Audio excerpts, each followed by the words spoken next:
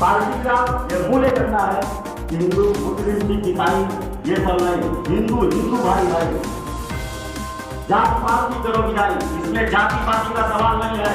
अरे जाति पाति तो कमरे में जब तक हो तभी तक है, जब ये दरवाजा टूट जाएगा ना तो ना कोई जाति रहेगी ना पाति रहेगी, कुछ नहीं रहेगा, आप कट जाओगे, कोई रोक नहीं पाएगा, कट जाओगे। जैसे पाकिस्तान में इस सरकार के पास क्या जवाब है जो आज तक सरकारें आई हैं, बताए हमको कि 10% हिंदू उस समय जब देश आजाद हुआ वहां से कहां चले गए, 2% कैसे हो गए?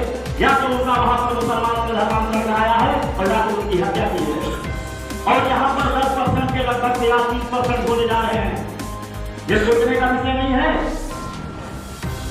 और एक फरमान जारी कर दिया जाता है, अभी हम एक यहाँ पे न्यूज देख रहे थे तो उसमें एक पोस्ट किया था, उसमें मौलाना कह रहा है कि हिंदुओं के यहाँ हिंदुओं की दुकानों से सामान लेना हराम। क्या कह रहा है? सामान लेना हराम है। आप सोचो, और हम क्या करते हैं, अरे भाई अब्दुल ऐसा नहीं है, हर मुसलमान की तरह तो अब्दुल भाई नहीं है, वो तो बहुत अच्छा आदमी है। अरे वो कहीं ना कहीं उसका स्वार्थ छिपा है जो आपसे दोस्ती किया है, जिस दिन वो स्वार्थ पूरा होगा तुम्हारे सीने पर कटारी ठोक देगा, ताली नहीं लगेगी, याद रखना। और ऐसा तमाम हुआ है कांड, बताने की जरूरत नहीं है। हमारे कमलेश भैया को जो कि इस पार्टी के संस्थापक थे, सामने से आकर लड़ने की हिम्मत नहीं पड़ी, धोखे से वार कर दिया, भगवा कपड़ा पहन कर वार कर दिया। अब आप सोचिए कहां तक गिर सकते हैं। वैसे बताएंगे भगवा कपड़ा पहनना हराम है, और जो हत्यारे पकड़े गए टोटल मुस्लिम है। इस बात पर आप विचार करिए। उसके बाद में लव जिहाद के शिकार किस तरीके से हमारी बहन बेटियां हो रही हैं, तो लव जिहाद का शिकार जब हम ये कहेंगे कि अब्दुल भाई जो है अपना भाई है, बहुत अच्छा है, तो मुसलमानों की तरह नहीं, दोस्ती बढ़ाते जाओगे। हम यहाँ तक देखते हैं और आप लोग जानते होंगे उनके यहाँ बहुत लाभ होता, उसके बाद जाकर से बहन लगती है, तभी लाभ जाता है, नहीं हो जाता। तो आपकी बहन बेटी को कैसे मान लीजिए? आप अंदाजा लगा लो।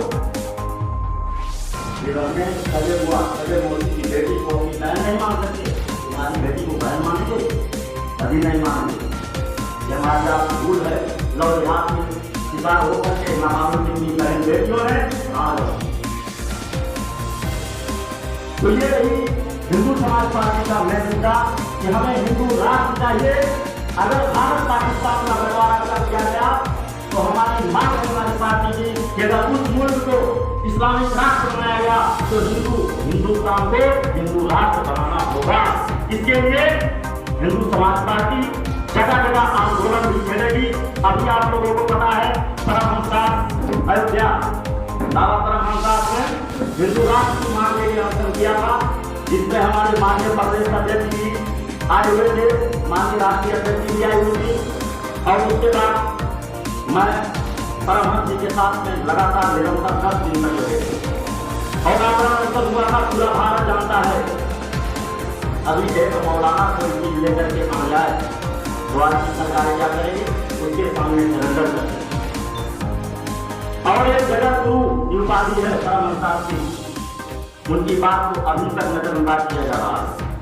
लेकिन नजरअंदाज कब तक करोगे? हिंदू समाज पार्टी इसके लिए आंदोलन छेड़ेगी, हिंदू राष्ट्र बनाना होगा, इसमें कोई दो राय नहीं है। अगर हमारी पार्टी धीरे धीरे करके अगर हम सत्ता में आते हैं, हमारी पार्टी सत्ता में आती है, तो सबसे पहला काम इस भारत देश को हिंदू राष्ट्र बनाने का काम करेगी।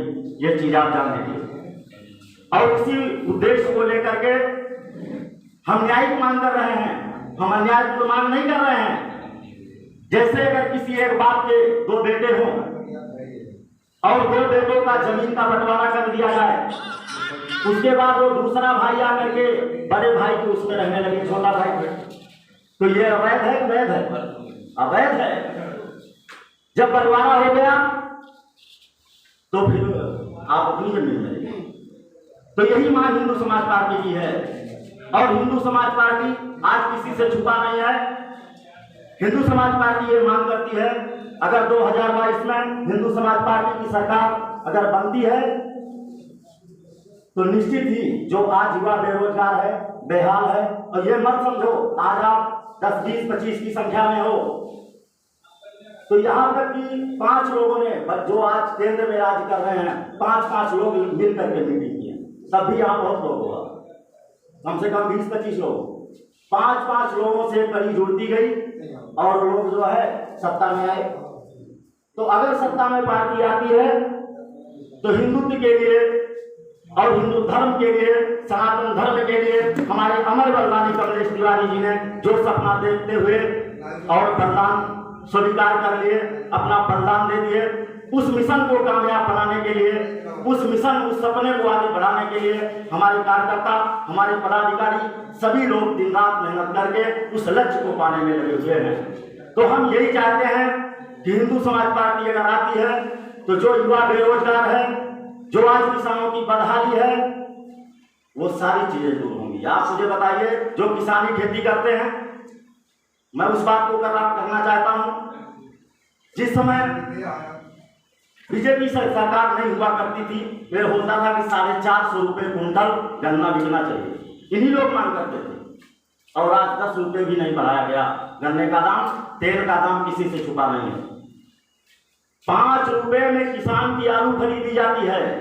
जब किसान की आलू तैयार हो जाती है, जब नहीं तैयार रहती है तो 70 रुपये किलो बिकेगी। और जब आलू तैयार हो जाएगी किसान के खेत में, तो बड़े बड़े जो पूंजीपति हैं जिनके पास अधिक पैसा है, तो उसको क्या करेंगे, 5 रुपये में खरीद के भंडारण कर लेंगे।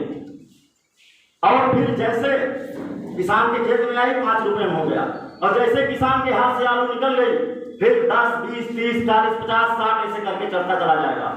वही किसान 5 रुपये में अपनी आलू दे करके मूर्ख बनता है और अंत में क्या करता है कि वो 60 रुपये और 55 रुपये किलो आलू खरीद के खाता है। ये आप देख रहे हैं। तो इसमें कहते हैं आज रोपनी हो जाएगी, कहां से आज रोपनी होगी? 325 रेट गन्ने का है और आज भी वही रेट है। कहां से आज रोपनी होगी? किस स्तर से कर रहे हो आज रोपनी? कहां से कर रहे हो? 2000 रुपया दे के आज रोपनी होगी? हिंदू समाज पार्टी ये मांग करती है, चाहे वर्तमान सरकार हो या पार्टी की सरकार आए, तो हर ग्राम सभा में भंडारण होगा, भंडारण गृह बनाया जाएगा। इसका विधान यह है कि हर ग्राम सभा में भंडारण गृह होना चाहिए और वहां पर एक समिति गठित होनी चाहिए और हर ग्राम सभा का जितना अनाज, जितना भी किसानों की फसल है, उसको उसके भंडारण करवाया जाए और उचित समय आने पर उचित रेट में जब वो किसान से तय किया जाए। 10 रुपया किसान खेत में लगाया है तो उसे 12 मिलना चाहिए। तो ये जैसे एक बार जिले की रिपोर्ट जाए, मान लीजिए मिर्जापुर जिले की रिपोर्ट गई सरकार को और कहता है कि अगर हमारी आलू 15 में बिक जाती है तो हमारा घाटा नहीं होगा। भंडारण हर ग्राम सभा स्तर पे होना चाहिए।